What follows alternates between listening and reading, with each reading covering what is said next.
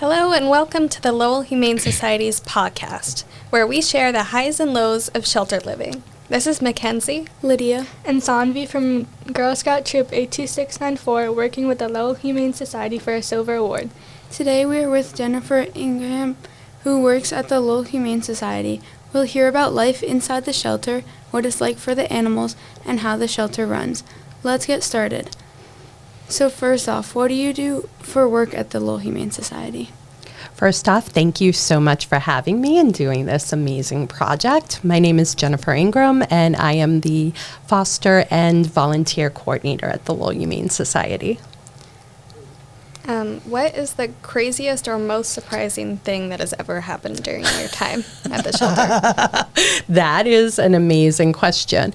I will take it as this way. I am the volunteer coordinator, so I will do a crazy volunteer story where we had some very enthusiastic individual think that she could come in without any training or notifying anybody and do everything in the shelter from taking care of rabbits to by being inside their cages to going and making herself at home, making enrichment for the dogs and giving specific Kongs filled with peanut butter to some of our more behavioral pups, to the point that we had to remove her from the premises ever so kindly. She meant well, but you need training to work with some of our animals, absolutely. Also, we should know who you are before you work with our animals.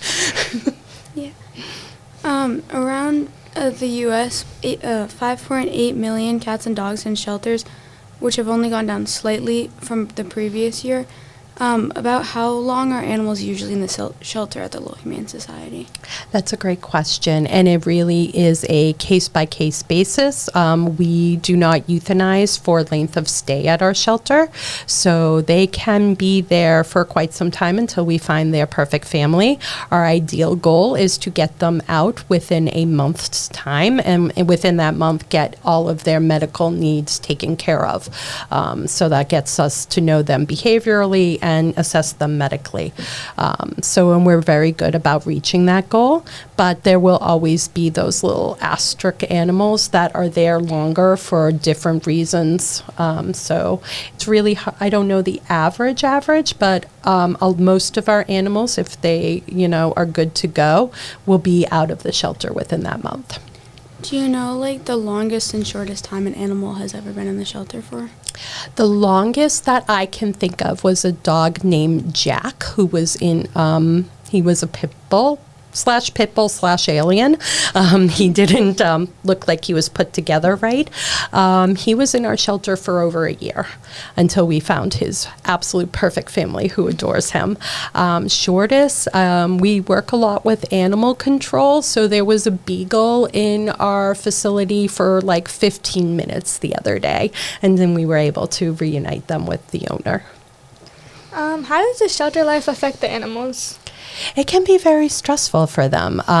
Different smells, different sounds, lack of space. So you got to think of all those parameters. We always consider the shelter a temporary space until they can find their forever home. And we make it as pleasant for them as possible. That's where volunteers come in to really provide that love, affection, as well as the staff, of course. Yeah. And how many of the animals that spend an above average amount of time in the shelter become depressed? I would say it's quite often. That is a big consideration we have with our long-term residents. That's why we work so hard to maybe get them into a foster home so they can decompress and know what it's like to live in a house and not in the shelter environment. It is something we're always try to keep mindful of. What is their mindset while they're there? Are they deteriorating? What's the largest impact of shelter life on the animals? I would say it would be that depression if they're there too long. And that depression or anxiety can lead to health risks as well. So for, say, a cat, you could get an upper respiratory infection due to the stress. They're more susceptible to getting sick. Dogs, a lot of times, will get like upset stomachs and such after a certain amount of time. So it's just something we're always mindful of and keep checking them on a regular basis. Which animal, in your opinion, needs like the most care? I would say all of them. I'm not a proponent of beginner animals, so a lot of people will think like hamsters, gerbils, guinea pigs, more kid-friendly, and they are. They're definitely maybe simpler than a dog who needs to go out on walks and such, but every animal definitely needs their own specific amount of care, and everyone should do their research, and if they don't know, we're more than willing to give them that information. What's the most common reason animals end up in the shelter? I would say right now we're seeing a lot more medical cases, and it's people who cannot afford veterinary care or lack of housing, appropriate housing. So a lot of landlords are saying no pets, people lose their homes, etc. So I think a lot of it right now is really based on financial concerns. Can I afford to keep this animal? How long do the animals go without playtime or like exercise? Oh, they get pretty good exercise. Our dog program especially, those dogs go out several times a day. We have great dog kennel staff and volunteers that make sure of it. Cats do get to stretch their legs as often as possible. Sadly, we are closed from, I would say, about 6 p.m. to 8 a.m. the next day. So that is a long amount of time between, while people are no longer in the building. Mm-hmm. How often do the dogs get taken for walks? Minimum 3 times a day, but most likely more. We definitely have a great group of dog walkers who try to get those dogs out as often as possible for walks, field trips, etc. Mm-hmm. What made you decide to work at the Lowell Humane Society? I was a volunteer there for about 7 years. My joke is always, I was there so often they finally gave me a paycheck. So I saw the need of, they needed a new volunteer coordinator, and I said, sure, I'll do it. What does a typical day at the shelter look like? Good question, but there is no typical day. But I'll give you like what an ideal day would look like. Just because you're always working with people and animals, so the unexpected is the expected. We get in the morning. First thing will always be morning cleaning and feeding, checking in on all the animals, administering whatever medications need to be. Then around ideally 10:30, we'll start doing things like voicemails, emails, contacting back the public, doing exams of animals that still need exams. And then most days we open at noon, so then it's whatever the public brings us. So adoptions, surrenders, donations, etc. What's the most rewarding part of your job? The animals, and honestly the people too. That I always say that we have a great community that are all passionate about the animals, otherwise why would we be there? So that's why I chose to be the volunteer coordinator. Is honestly I wouldn't want to work with any other group of people. They all are just lovely humans who give their time to these animals. What are some of the more difficult parts of your job? The most difficult part is when we actually do have to decide to euthanize. We take that responsibility very seriously. We only euthanize for extreme medical or extreme behavioral concerns, just like you would do with your own household pet. And we we know it is a release for them because they are in some kind of pain, whether it be extreme mental anguish that they can no longer be among people or extreme physical. It's always going to take a toll on us. Does the Lowell Humane Society participate in any fee-free programs? We do several times a year. We'll partner up with the MSPCA at Nevins Farm and some other local organizations to do fee-way events. Those will always be listed on our social media when we do that. And it rotates throughout the year what would be fee waived. So it could be dogs over 1 year old or a fee waive for a small animal, adult cats, etc. Does it help the animals get adopted? Oh my God, yes. Helps the animal. Hopefully it helps the adopters who are searching for an animal. They get someone they love and can care for. The animal gets a home, and then we get space to help another animal. So it really is a threefold. Does it impact the Lowell Humane Society's funding at all? Yes, so we absolutely rely on adoption fees, but that's only a small amount of what we rely on. Most of our money comes from donations. We are a true nonprofit. We do not get money from the state or federal government. We get it from grants and different programs and from the money we can collect from adoption fees. Are there any other pros or cons to it? To just working at the shelter? To doing a fee-free program. Fee-free. It helps us clear the shelter, which is always good. These animals get homes. Usually we do it during a time when adoptions are statistically slower. So say late summer or, maybe sometime in like late winter as well, when maybe people aren't necessarily looking for animals. So it really does help get people to know our mission, get to know us, get a friend, open up that space. How does it feel to say goodbye to adopted animals? It's bittersweet. We fall in love with them, but we're so happy for them. We like to do first adopter photos and put them up on our volunteer Facebook group, so everyone who has worked with that animal gets to see them go home with their new family.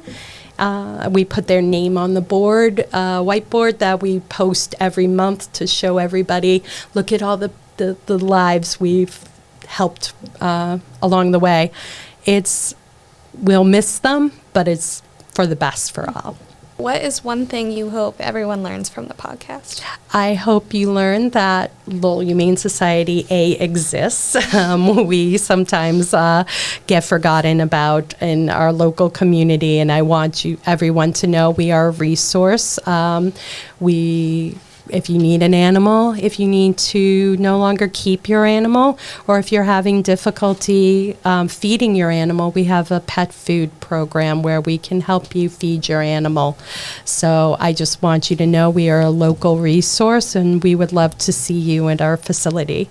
It's at 951 Broadway Street in Lowell. We're open every day except for Monday, 12 to 4 p.m. What types of volunteer roles are available at the Lowell Humane Society? There are many types of volunteer roles, everything from working special events, so going out into the community and telling people about our mission, collecting donations, etc. We also have many in-house volunteer roles, working with the cats and small animals, doing cleaning, making sure they got their enrichment, they're feeling loved and secure, dog walking, very important role, and with that we have several different color designations, so you can work your way up to working with some of our bigger, maybe slightly more challenging pups as well.